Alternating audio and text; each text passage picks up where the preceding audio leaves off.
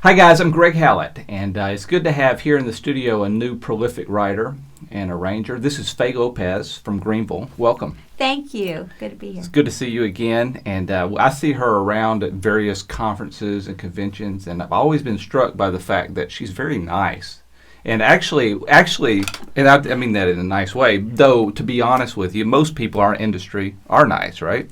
I've noticed that. A lot of people are. But you're nicer than most. Oh, thank you. And much more prolific than most. And for those of you that don't remember what prolific means, it means she writes a lot of music.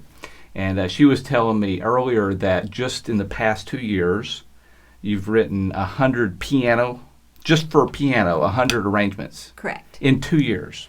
I will have by this fall. Yes. And what labels are those with? Three of the 7 labels are all under the parent company of Lorenz. So that's Lorenz, Lillinus, Soundforth.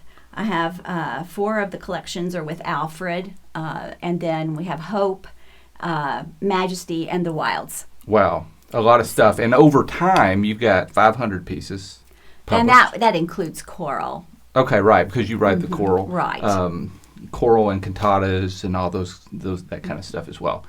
Just in piano, how many? Do you know right off the top? Well, I was afraid you were going to ask me that. So I Just tried guess. to think We'll in never the know car difference. today on the way down here. I think probably about 25 collections plus contributing to a number of others. Wow, 25 collections meaning 8 to 10 pieces a collection. Yes. Is that how it works? Okay. Yes.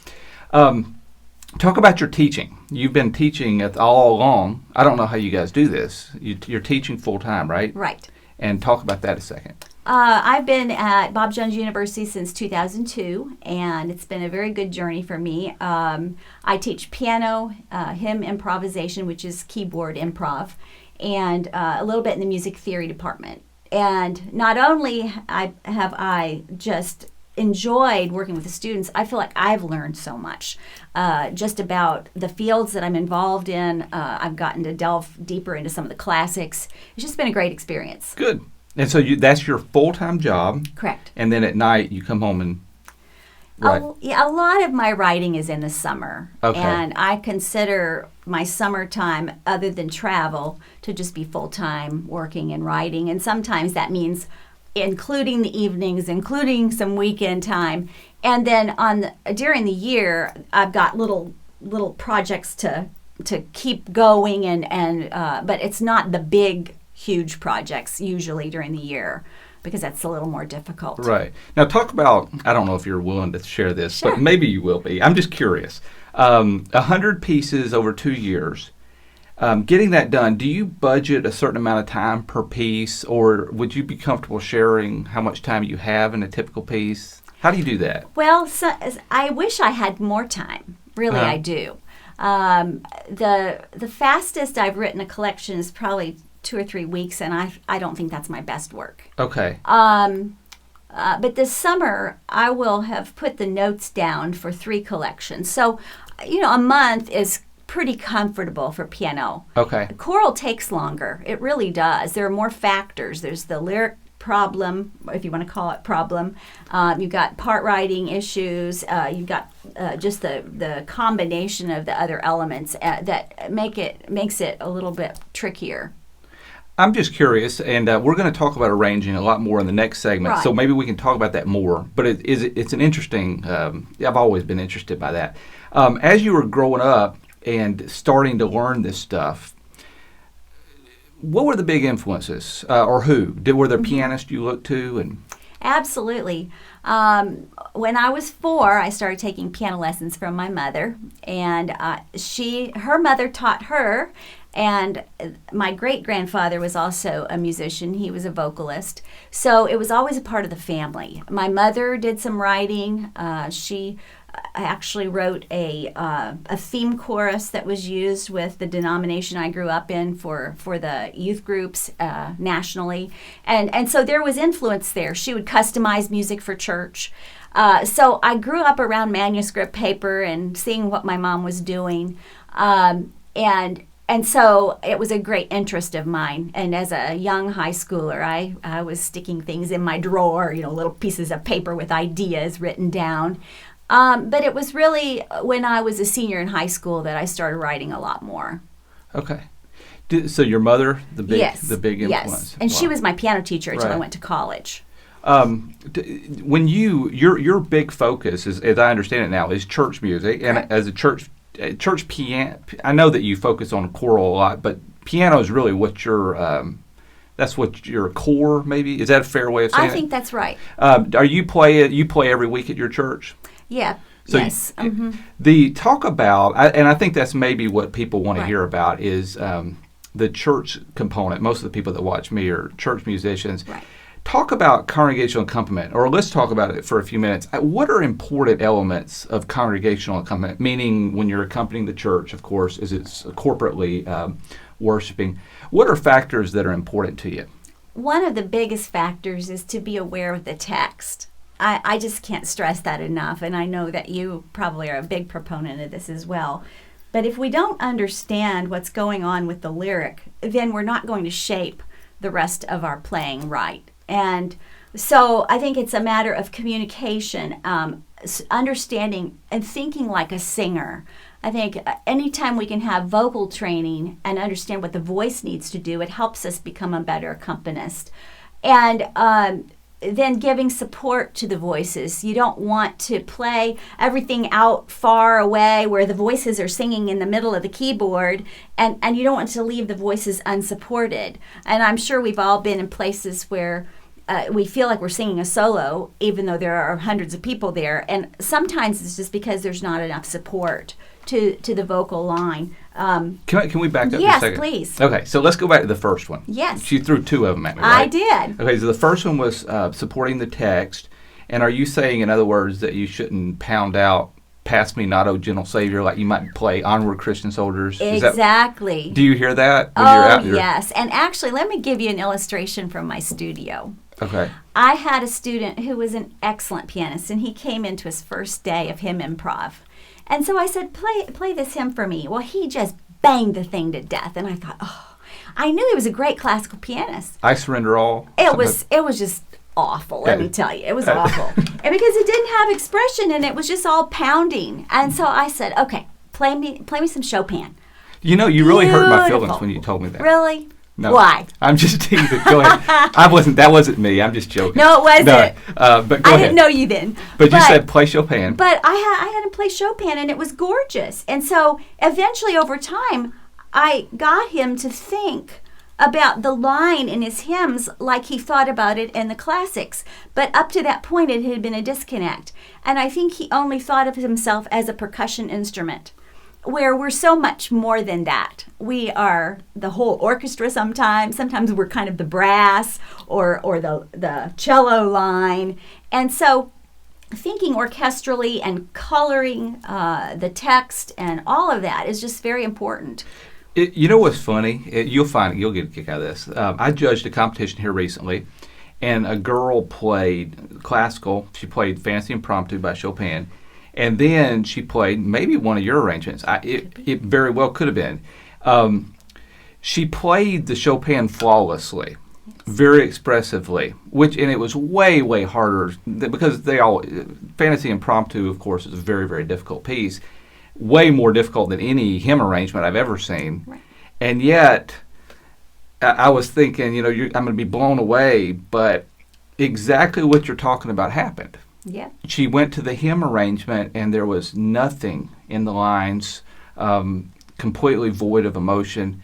And that was when you consider one piece is so complicated, and yet she was bringing out the lines, but there was a huge disconnect. That's right.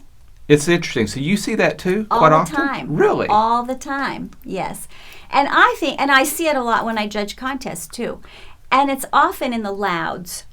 I know that softs have to be shaped well and all that, but I think often it's the louds that separate the okay people from the really great people. Percussiveness, you mean? Because they know, the people that really do fantastically know how to shape the big sounds and keep the line going. Ah, okay. So that was the first, and now I'm Yes. going to go to your second one. Okay. And your second one was, remind me again. I'm trying to remember.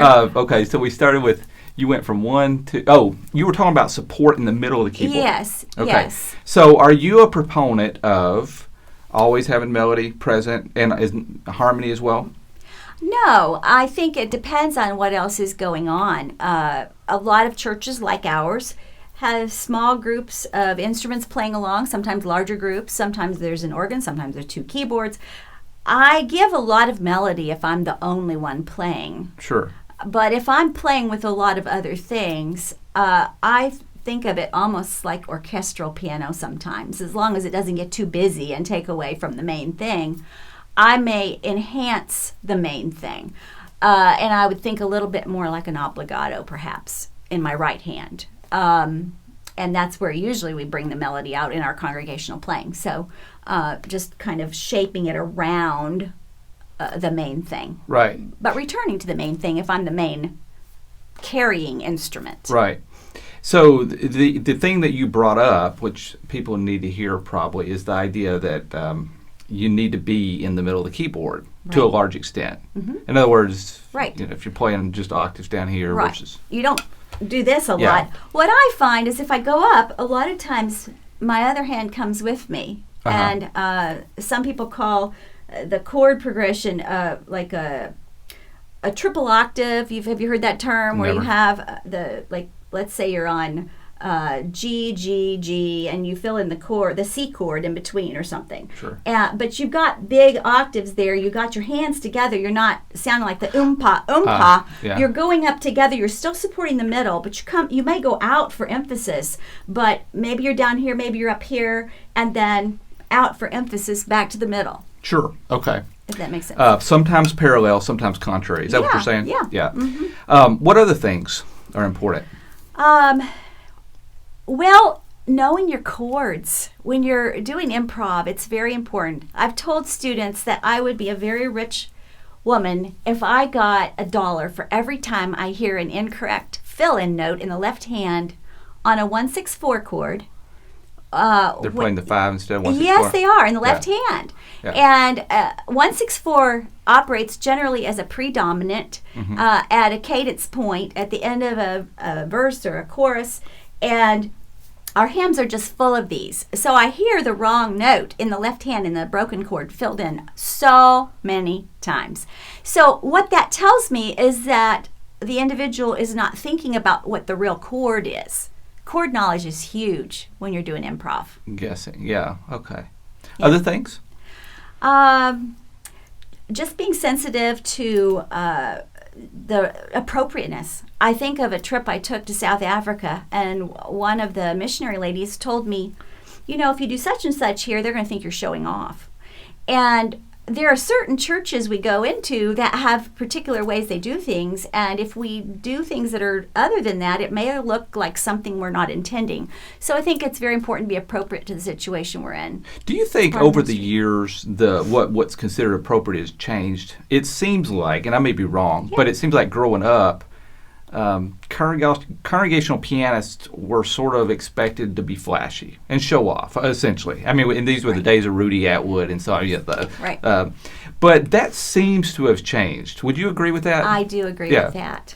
Yes, and I think a lot of songs that are being written today that are coming into our hymnody are much better supported with a broken chord styling. But there are still some songs that I'll play with the big, strong chords. But I do think people want to have less of all that extra stuff. Even in my arranging, it's changed quite a bit. If you look at my early books, there's lots of arpeggios. Right, yeah. Right? And I still play some of those pieces, particularly certain ones. But I'm not writing a whole lot of that right now.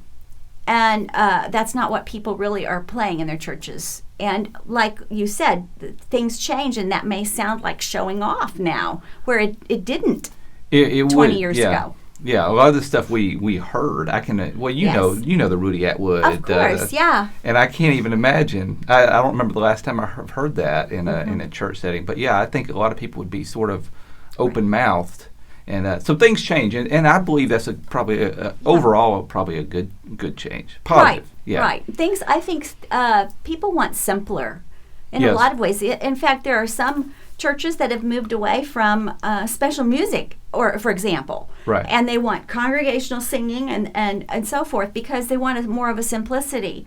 And I'm not going to argue with one trend or another right now, but I think that shows us some of the thinking that has changed. Right. What other mistakes do you hear from congregational pianists besides wrong notes? I hear when somebody gets nervous, it just kills the line. And I think a lot of times they get nervous if they're not comfortable with going up and down. Particularly, they might be able to get out, but then how do you get back down? And so practicing the movement, I like to think of it as an arch rather than just going along the keys, because if you arch, gravity's going to take you down and your arm will stay more relaxed. You don't want a lot of elbow and arm leading. You want the hand to lead, and really it's the brain telling the muscles and the nerves what to do. So just staying relaxed and keeping the line connected. So then the playing gets really strident, I think, when there's a tenseness to it. Okay. Yeah, sure. Tell us before, we'll wrap this up, but I'm just curious if you have a story. Maybe a story, because I'll tell you my story before you tell me mine. Okay. I was playing one day in the church, and I was rocking because I sort of move a little maybe. And so I rocked the back leg too close to the edge, and all of a sudden it gave way, and the bench fell clattering down a long set of steps. I stood up in time, but I'll never forget that because the church service came to an end. And for 10 minutes, merriment ensued for quite a while. Tell me give me one story everybody's got them. Yes, I have a story. And actually, if I ever go to a party and they say, what's the funniest thing that's ever happened to you? And they're trying to guess who it is. This is my story. All right. When I was in high school, I was playing in an inner city church in Kansas City. And there was a door behind the piano that was usually locked. But that night, for some reason, it was not locked. So in the middle of the hymn, The Haven of Rest, someone opened the door and threw a tomato at me. No way. Yep, splattered on my arm, down on the keys. And as the story goes, I kept playing. So is that urban legend or is that true? That's true. I did keep playing. Yep. So it was an inner city thing. So they were making a statement. Yeah. They didn't like your piano playing. Probably not. No, they didn't like the Haven of Rest, or they didn't like Christians at all. Well, I think they were just being rascals. But that's funny. So it was a tomato. A tomato. So I've actually had a tomato thrown at me when I was playing the piano. Did people laugh at this? Oh yeah, there were all kinds of reactions, but it truly happened. Yep. Oh my word. Well, it's good to have you here. We're going to talk in the next segment about arranging in more detail. We'll get some arranging tips going for those of y'all that are interested in arranging. And so check back with us at a different time.